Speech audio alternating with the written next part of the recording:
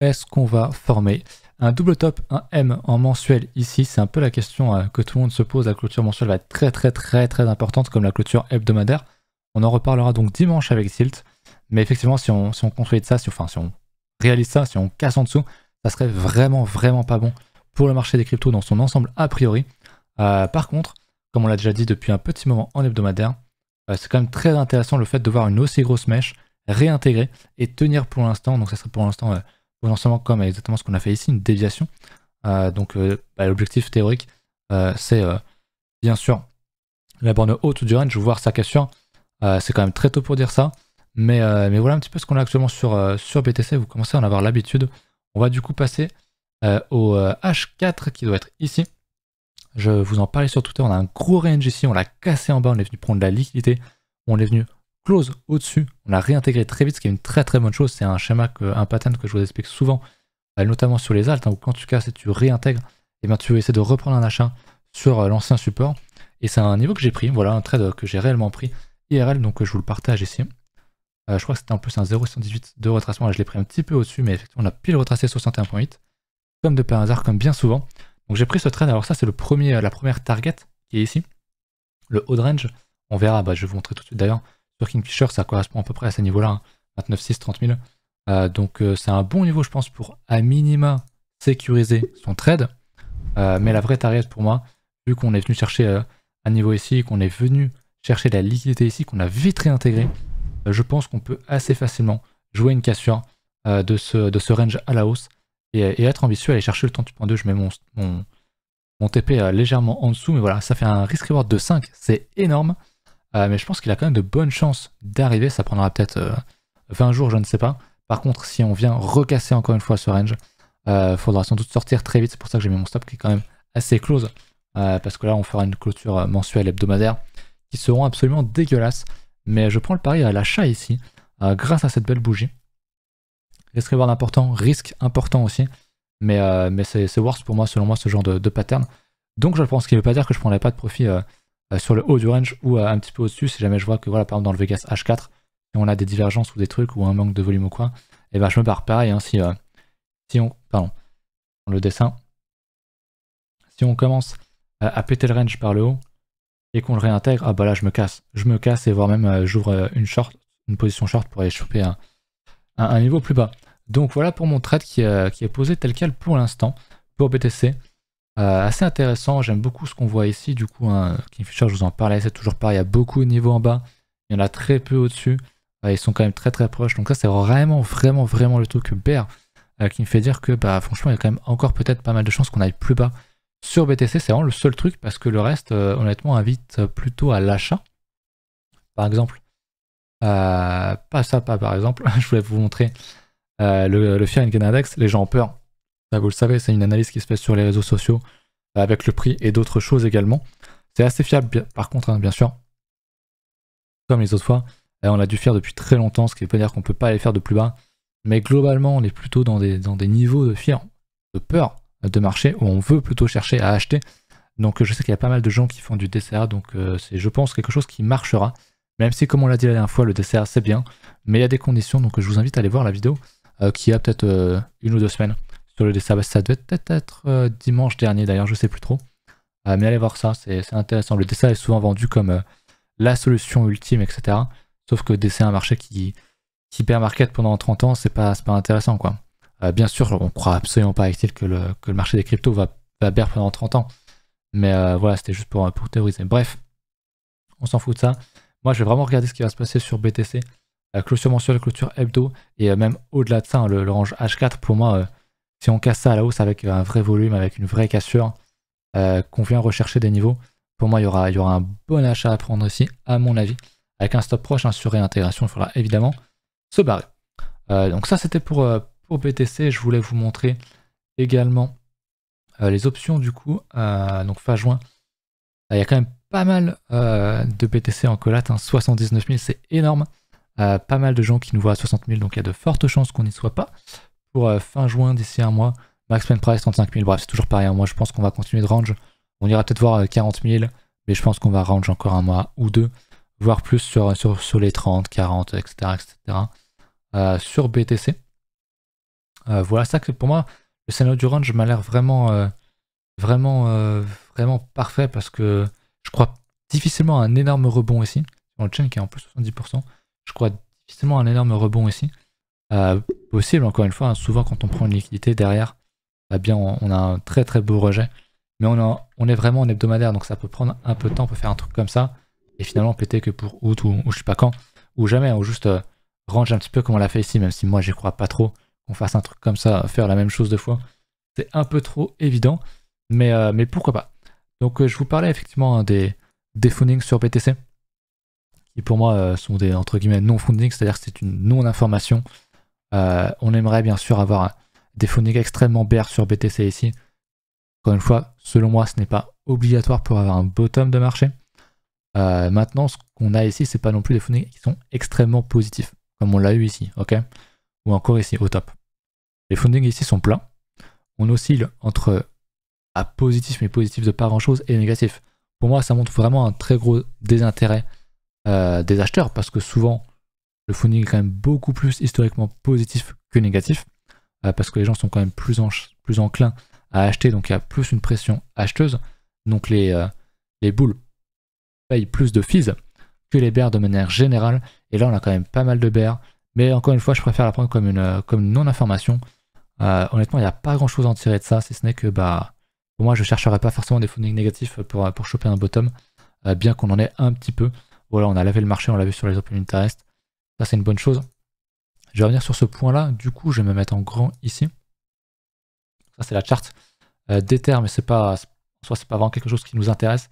Ce qui nous intéresse, ce sont les fundings ici. C'est donc les fundings du marché, hein, de manière générale, sans BTC. Je vais vous montrer d'ailleurs le marché tout court, même avec BTC. Et on va voir que les alts sont quand même beaucoup plus shortés en ce moment que BTC.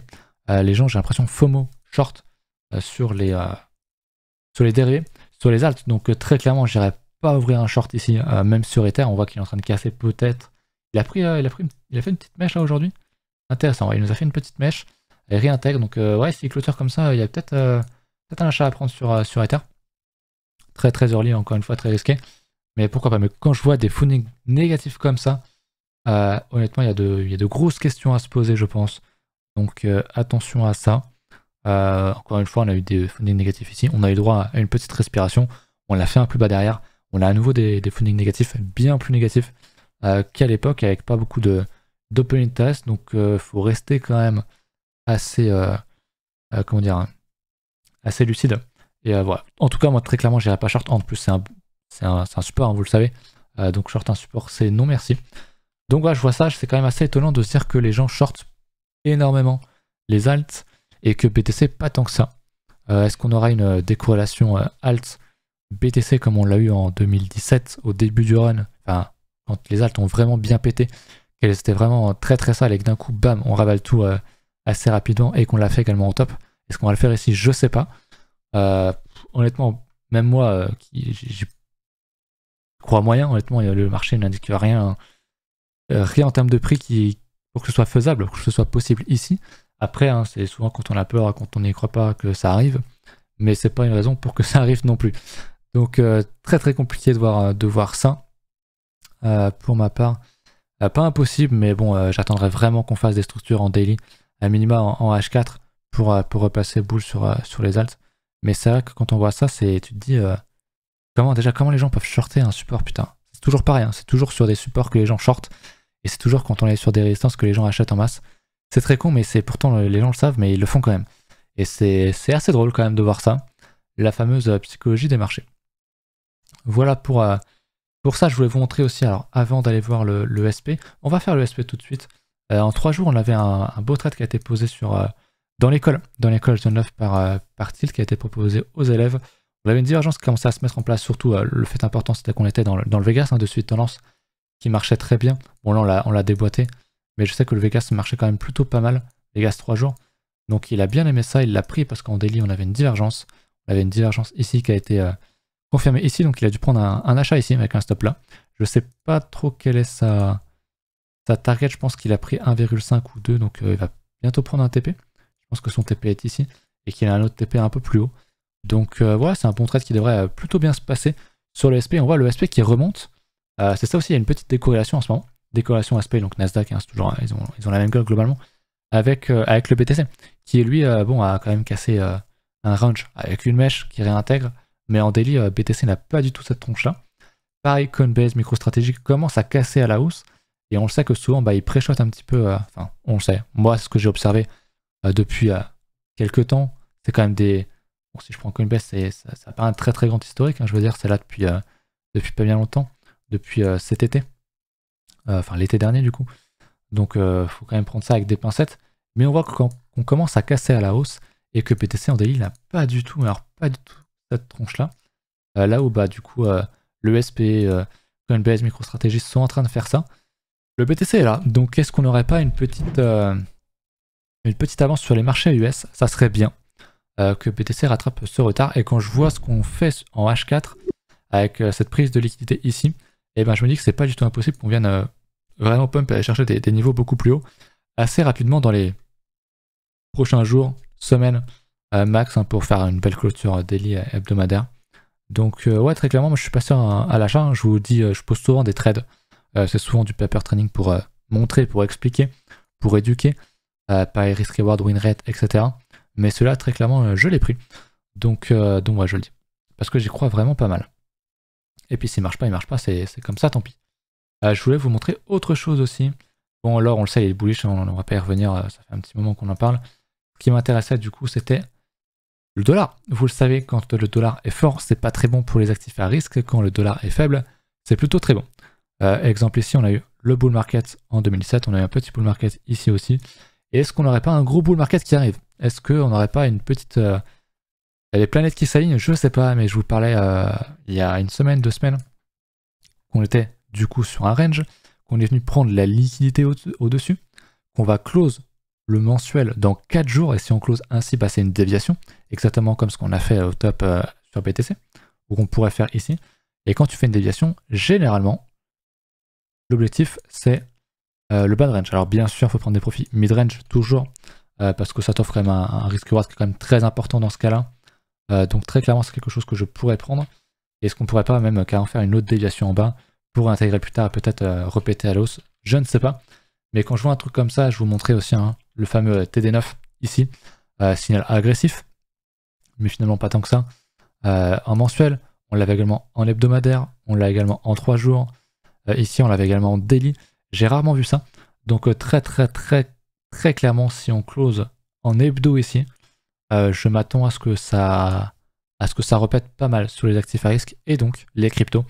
Et du coup, on aura une prise de liquidité générale sur les marchés. On va sur le dollar, sur les SP, on a quand même bien dump.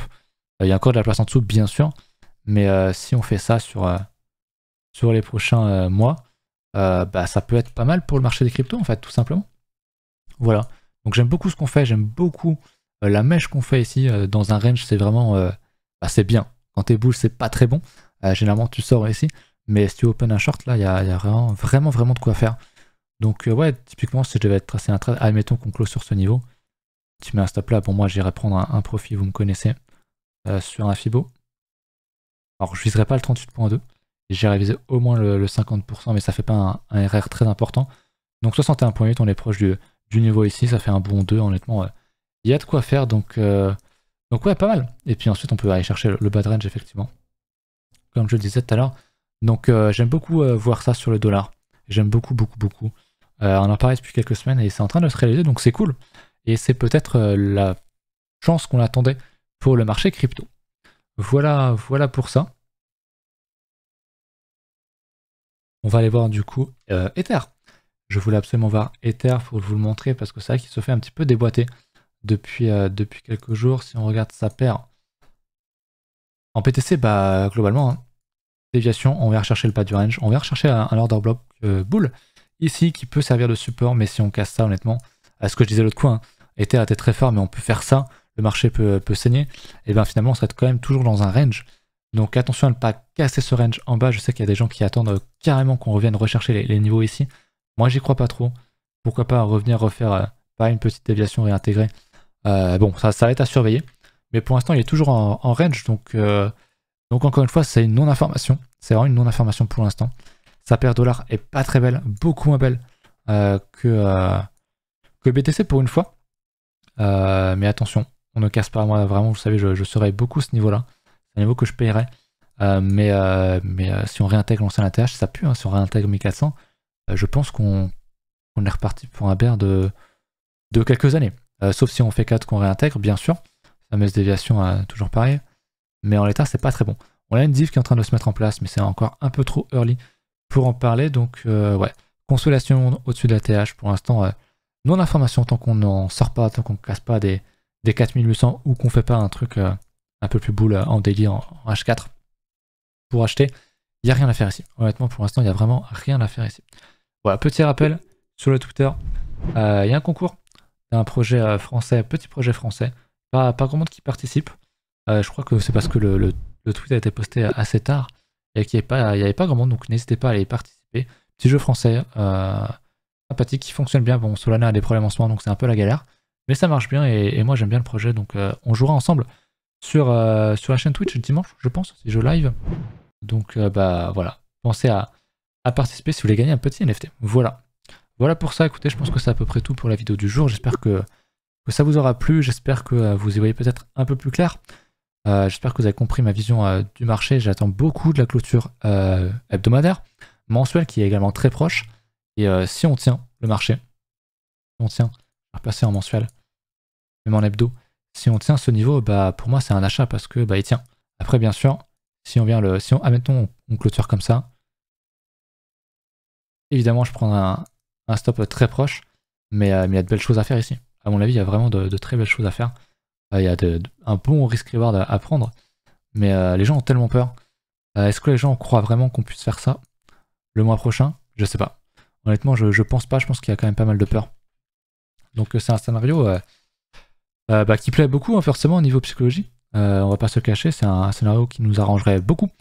Est-ce qu'il va se réaliser pour autant? Non. Mais quand je vois ce genre de mèche, j'aime bien. Honnêtement, en plus Vegas Hebdo, moi c'est vraiment... pour moi, c'est des petites planètes qui s'alignent. J'ai une petite divergence qui devrait arriver également ici, mais qui va pas être acceptée, qui va pas être validée tout de suite. Faudra être un petit peu patient, mais voilà. Voilà un petit peu ce que j'attends pour les prochaines semaines. Et puis écoutez, si on fait ça et qu'on clôture l'hebdomadaire, le mensuel comme ça, c'est sauf qu'il peut. Hein. Très clairement, ça sentirait vraiment pas bon pour moi. Alors que Tilt, lui, pense plutôt qu'on va aller faire ça, parce qu'il va absolument qu'on vienne revoir son EMA 200 pour réintégrer derrière et racheter éventuellement comme ceci. Voilà, qui aura raison, je sais pas. Sans doute aucun de nous deux, parce qu'on n'a que 2 scénarios parmi des millions possibles. Donc faut bien le garder en tête, encore une fois, rester humble, c'est important sur les marchés. Et puis écoutez, voilà, j'espère que la vidéo vous aura plu. Mettez un petit pouce bleu, partagez-la, pensez à participer au concours sur Twitter. On se retrouve très bientôt dimanche pour une vidéo, et puis du coup pour un live Twitch. Et puis écoutez, voilà, je vais peut-être commencer à reparler des alts un peu plus en profondeur, si jamais on fait une belle clôture, parce que pour l'instant, honnêtement, tout se fait déchirer, donc il n'y a pas trop d'intérêt. Donc voilà. Laissez un petit commentaire si vous avez une alt que vous voulez que je regarde, je ferai ça avec plaisir. À la prochaine, salut.